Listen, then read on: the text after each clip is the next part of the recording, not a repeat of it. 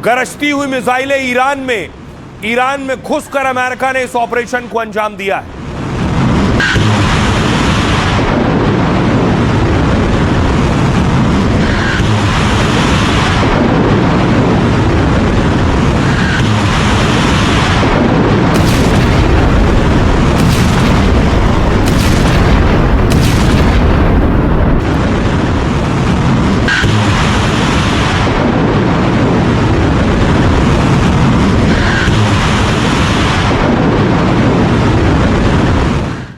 गरजती हुई मिसाइलों के बीच अमेरिका को अपने पायलट को छुड़ाना था। अमेरिका ने अपने सारे हथियार, चाहे वो फाइटर्स हो या हेलीकॉप्टर्स हो, अपनी एयरफोर्स को उतारा।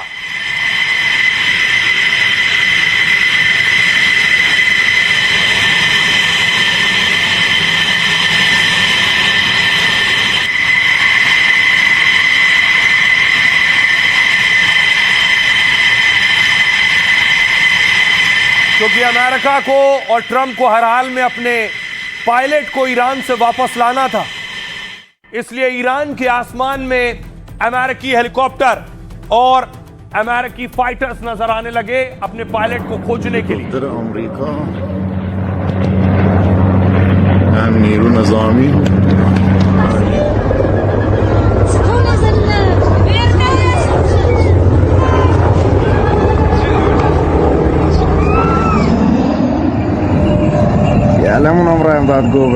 ये आप देख रहे हैं ईरान के आसमान में अमेरिका के ब्लैक हॉक ढूंढ रहे हैं अपने पायलट को। और सिर्फ अमेरिका नहीं, ईरान में उस पायलट को ढूंढने पर इनाम था, तो ईरान के लोग सड़कों पर उतर गए। और ईरान के लोग देखिए जरा, सड़कों पर उतरकर पायलट को खोजने लगे। 55 लाख का इनाम था। अमेरिकी पायलट को जो खोज लेगा उसे इनाम मिलेगा। गाड़ियों का जाम लग गया पायलट को खोजने के लिए।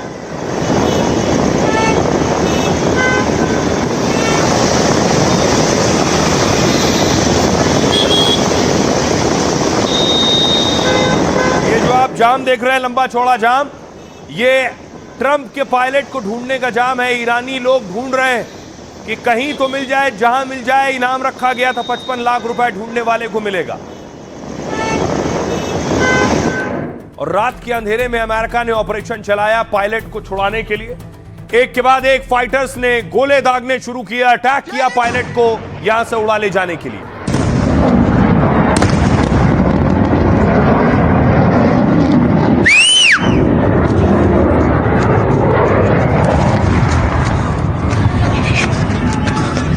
या खुदा, या खुदा,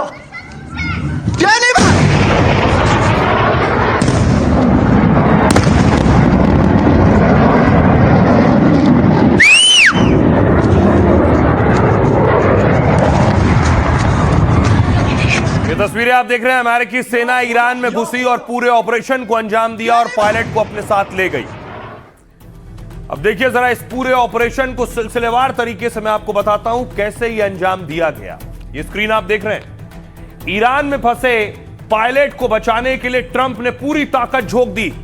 कहीं से भी पायलट को लेकर आना है। 36 घंटे के अंदर दोनों पायलट को सुरक्षित निकाला जाए। 2 दिन पहले ईरान ने अमेरिका का F-15 विमान गिराया। इस तरह से विमान में सवार 2 पायलट पैराशूट से उतरे। एक तो कुछ घंटे में बचा लिया गया, पर दूसरा उतरते समय घायल हो गया और ज्यादा चल नहीं सकता था, इस स्थिति में था। लेकिन ईरानी सेना से बचने के लिए वो पहाड़ी इलाके में छिपता रहा वो पायलट। ईरान ने पायलट को खोजने पर 55 लाख रुपए का इनाम घोषित किया, जहां मिले पकड़ कर लाओ। फिर घायल पायलट के पास एक पिस्तौल थी, यानी उसका बचना बहुत मुश्किल था। लेकिन जैसे ही विमान गिर रहा था, अमेरिका को उस पायलट ने सिग्नल दिया और कंट्रोल रूम में वो सिग्नल पहुंचा। अमेरिका ने ड्रोन, सैटेलाइट और खुफिया जानकारी से सटीक लोकेशन हासिल की उसकी, और फिर घायल पायलट को निकालने के लिए सबसे बड़ा रेस्क्यू मिशन अमेरिका ने शुरू किया। अपने दर्जनों फाइटर उतार दिए, सैकड़ों स्पेशल कमांडो और दर्जनों लड़ाकू विमान अंधेरे में ईरान में दाखिल हुए। जैसे ही अमेरिकी सेना और उनके जवान पहाड़ी इलाकों में पायलट को ढूंढने के लिए बढ़े, ईरान की सेना गोलीबारी और बारूदी हमला कर उन्हें रोकने में जुट गई, कुछ इस तरह से। तब कुछ विमान और कमांडो में ईरानी सेना का सीधे मुकाबला करने लगे। ऐसी स्थिति बन गई थी। उनकी कोशिश थी कि ईरानी सेना घायल पायलट तक किसी हाल में ना पहुंच सके। बाकी हेलीकॉप्टर, जेट और कमांडो घायल पायलट को निकालने में लग गए। अमेरिकी जवानों की कवर फायर के बीच पायलट का रेस्क्यू पूरा किया गया। रिपोर्ट है कि घायल पायलट को इलाज के लिए ईरान से कुवैत ले जाया गया है। कुवैत में उसका इलाज चल रहा है। और अमेरिका के लिए एक बहुत कामयाब ऑपरेशन था, वरना अमेरिका और ट्रंप के लिए बहुत फजीहत होती कि उनका एक पायलट ईरान के कब्जे में। इस पर नेतन्याहू शुक्रिया अदा कर रहे हैं और हौसला अफजाई कर रहे हैं। सुनिए क्या कह रहे हैं। Congratulations, President Trump. मेरे दोस्त डोनाल्ड, एक बार फिर आपके लीडरशिप ने अमेरिका को शानदार जीत दिलाई है। अमेरिका के निडर योद्धाओं ने जिस तरह अमेरिकी पायलट को बचाया, इससे सभी इजरायली बेहद खुश हैं। ये साबित करता है कि अगर कोई चाहे तो असंभव चुनौतियों का सामना कर अंधकार और आतंक की ताकतों पर जीत हासिल कर सकता है। इस रेस्क्यू से एक बात साफ हो गई है कि कोई भी पीछे नहीं छूटेगा। यही हमारा मूल मंत्र है। यही दोनों देशों का इतिहास है। Is left behind. فراموش نکنید که در صورت ये अमेरिका का तथाकथित बचाव अभियान प्लानिंग का हिस्सा है। उनका मिशन पूरी तरह विफल रहा। एक सुनसान हवाई अड्डे पर दुर्घटनाग्रस्त विमान के पायलट को बचाने का दावा गलत है। دور رفتنتان شده است. बड़ी बात यह है कि अमेरिका कह रहा है कि उसका ऑपरेशन कामयाब है, लेकिन ईरान कह रहा है यह ऑपरेशन पूरी तरह से नाकामयाब रहा। अमेरिका ने देखिए कौन कौन से विमान उतार दिए थे। ये देख रहे हैं अमेरिकी C-130 विमान, ये विमान भी उतार दिया गया था।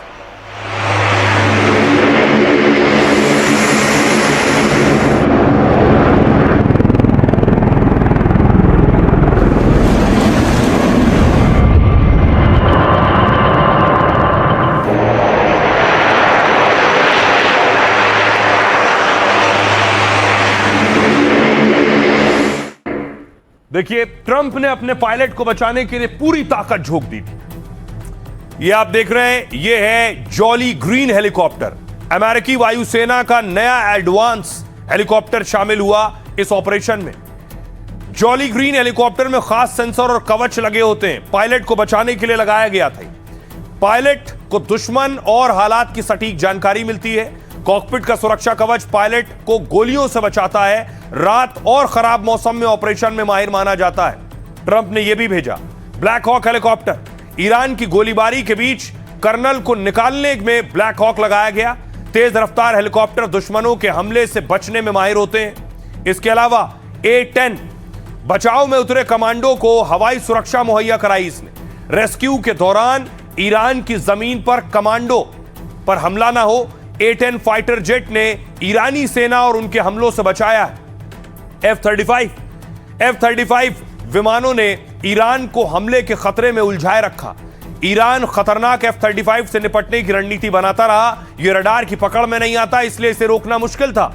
ईरान को लग रहा था कि F-35 कोई बड़ा हमला करने वाला है। F-35 की आड़ में अमेरिका के जवान फौरन रेस्क्यू में जुट गए और C-130 उतार दिया। बचाव दल को वापस लाने के लिए इन विमानों का इस्तेमाल किया। अमेरिका ने कुछ खास कमांडो भी C-130 विमानों से भेजे थे। खबर है कि ईरान के हमले से उसके 2 विमानों को नुकसान पहुंचा है। वो वापस आने की हालत में नहीं थे, तो अमेरिका ने उन्हें तबाह कर दिया। यह दावा अमेरिका कर रहा है। सुनिए जरा अब व्हाइट हाउस की प्रवक्ता क्या कह रही है। Iran's ballistic missile and drone. Iran में गिराए गए अमेरिकी जेट के क्रू मेंबर्स को अमेरिकी सेना ने सुरक्षित बचा लिया है। रेस्क्यू मिशन को अंजाम देने वाले सैनिकों पर देश को गर्व है। हमें अपने राष्ट्रपति ट्रंप पर भी गर्व है। ये ऑपरेशन अमेरिका की सैन्य क्षमता और एयर डोमिनेंस को दर्शाता है। ट्रंप के नेतृत्व में हम ऐसी ही कामयाबी हासिल करेंगे और दुश्मन की हर चाल नाकाम कर देंगे। Full combat flights thus far. अब देखिए जरा, फाइटर तो भेज दिए ट्रंप ने, विमान भेज दिए, एयरक्राफ्ट भेज दिए, लेकिन ईरान की मिसाइलों से बच नहीं सके। ये तस्वीर देख रहे हैं, A-10 ईरान ने A-10 मार गिराया है। ये तस्वीरें ईरान ने जारी की।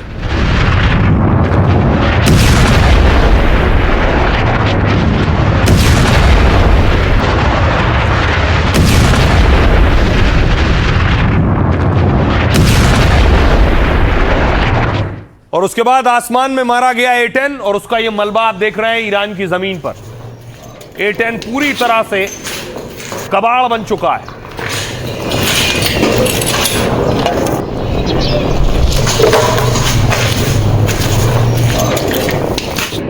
तो पायलट को बचाने के लिए अमेरिका ने हजारों करोड़ का नुकसान करवाया है, अपने फाइटर्स और अपने कई विमान तबाह करवा लिए हैं। तस्वीर मैं आपको दिखाऊं, देखिए जरा, ये मलबा है, ये उन विमानों का मलबा है जो बचाने के लिए भेजे गए थे। जहां तक नजर जाएगी आपको मलबा ही मलबा नजर आएगा।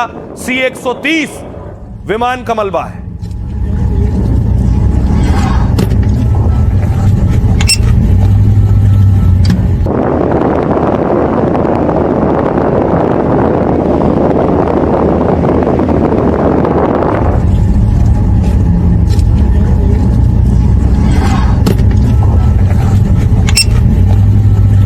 आप देख रहे हैं जो अमेरिकी पायलट को बचाने गए विमानों को तबाह किया ईरान ने, उसका मलबा है।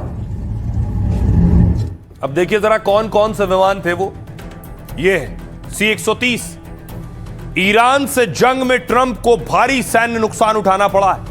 ईरान का आसमान अमेरिकी विमानों के लिए कब्रिस्तान बन गया। 48 घंटे में उसके आधा दर्जन जेट, हेलीकॉप्टर और ड्रोन मार गिराए।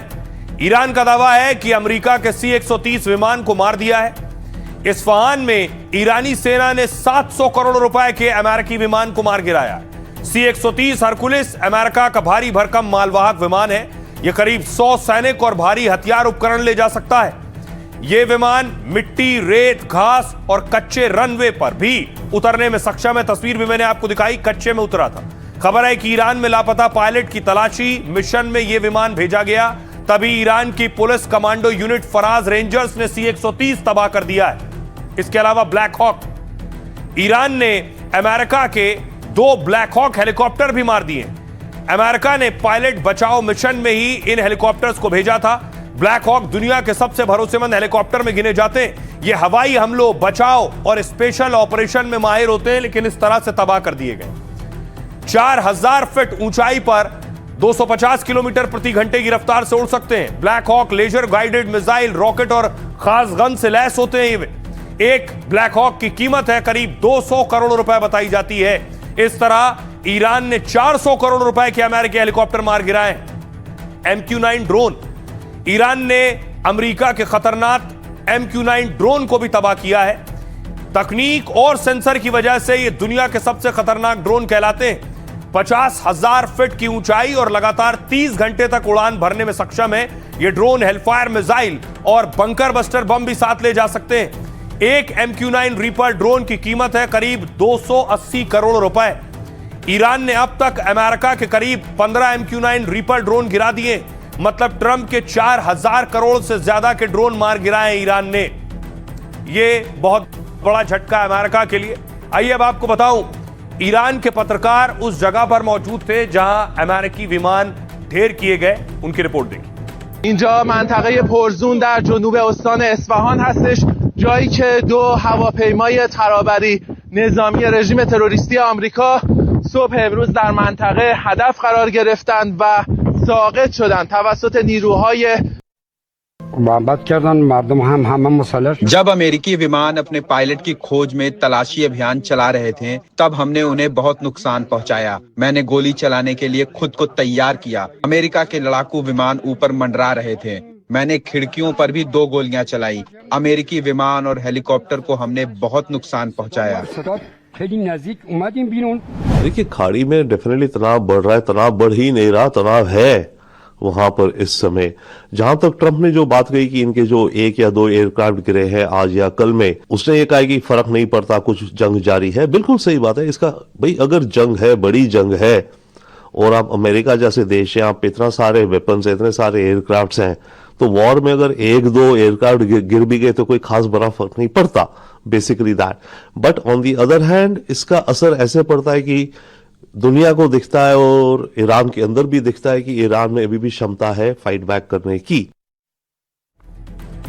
अब सोचिए, अमेरिका के लिए बहुत बड़ी बात है और दुनिया के लिए बड़ी बात है किसी का पायलट कहीं फंस जाए और उसे वो देश उठाकर ले जाए। यानी उस देश के लिए उसकी सेना सबसे खास और महत्वपूर्ण है। इस दौरान ट्रंप इस पूरे ऑपरेशन को देख रहे थे, उनकी नजर थी, क्योंकि ट्रंप कई बार कह चुके थे उनके लिए किसी हाल में उनके पायलट को बचाना सबसे ज्यादा खास है। इसलिए ट्रंप ने पूरी ताकत लगा दी। बाकायदा CIA को लगा दिया गया और CIA ने इस ऑपरेशन को आगे बढ़ाया है।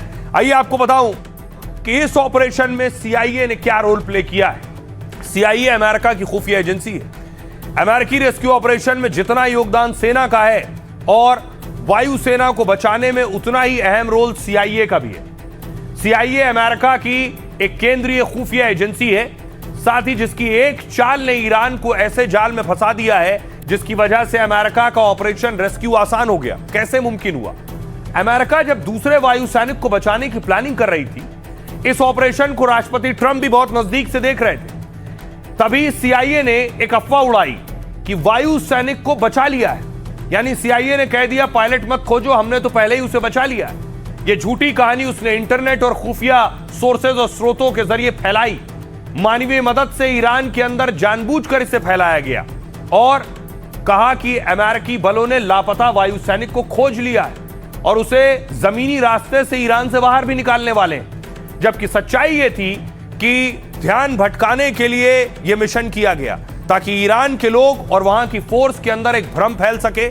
मकसद था ईरानी सैनिकों का ध्यान उस क्षेत्र से भटका दिया जाए जहां अमेरिकी सेना वाकई में अपने वायु सैनिक को खोज रही थी। इससे अमेरिका को अपने वायु सैनिक को खोजने में आसानी हुई। अमेरिकी खुफिया एजेंसी ऐसे सटीक ऑपरेशन के लिए ही जानी जाती है। CIA की मदद से ही अमेरिका इजराइल ने अली खमनेई को मारा था और अब अपने पायलट को बचाया। सुनिए जरा डिफेंस एक्सपर्ट यूके देवनाथ साहब क्या कह रहे हैं। अमेरिका ने ईरान को एक प्रपोजल दिया था कि चलो बातचीत का माहौल तैयार करते हैं, 48 घंटे के लिए युद्ध विराम करते हैं।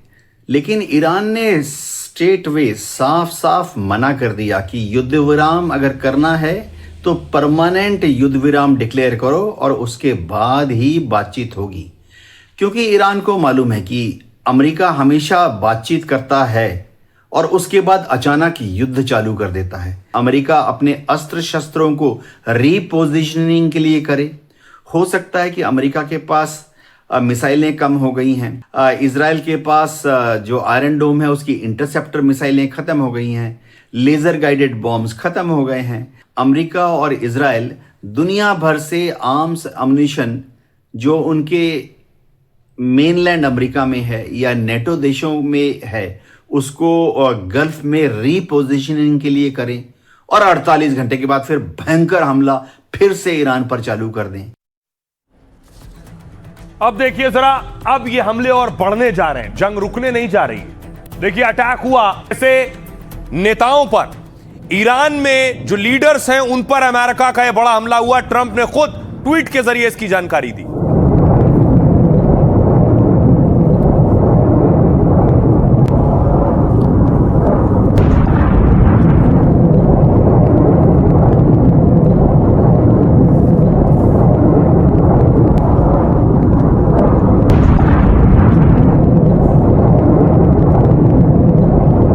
ट्रंप ने लिखा कि कई बड़े ईरानी लीडर्स पर, मिलिट्री लीडर्स पर यह अटैक हुआ। इसके बाद यह तस्वीर आप देख रहे हैं, ये ईरान के पेट्रोकेमिकल प्लांट है जिस पर इजराइल ने अटैक किया।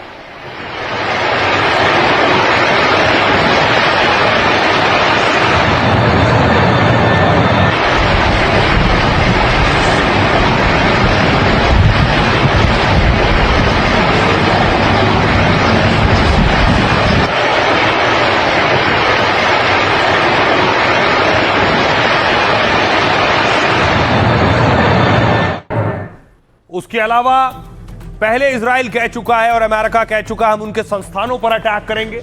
ये तेहरान की यूनिवर्सिटी है, विश्वविद्यालय हैं जो पूरी तरह से तबाह हो गए।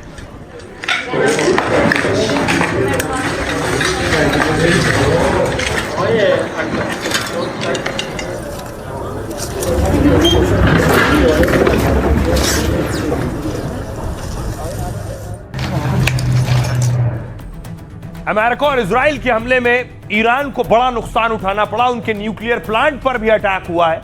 ईरान में देखिए जरा इमारतों का हाल क्या है। ईरान की इमारतें ध्वस्त हो गई हैं, तबाह हो गई हैं। अब तक 12,000 से ज्यादा कुल हमले ईरान पर हो चुके हैं।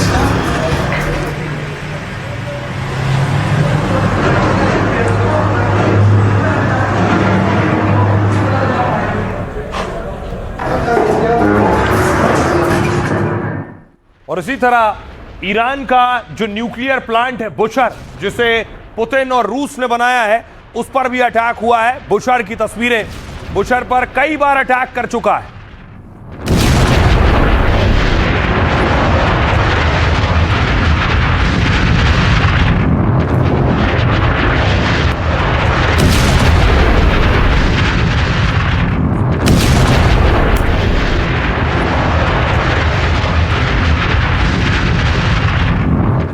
बड़ी चीज यह है, न्यूक्लियर प्लांट पर अगर ईरान के इजराइल और अमेरिका हमला कर रहे हैं और यहां से रेडिएशन होगा तो हजारों जाने जाएंगे। इसका कोई सीमा नहीं है कितनी जाने जाएं।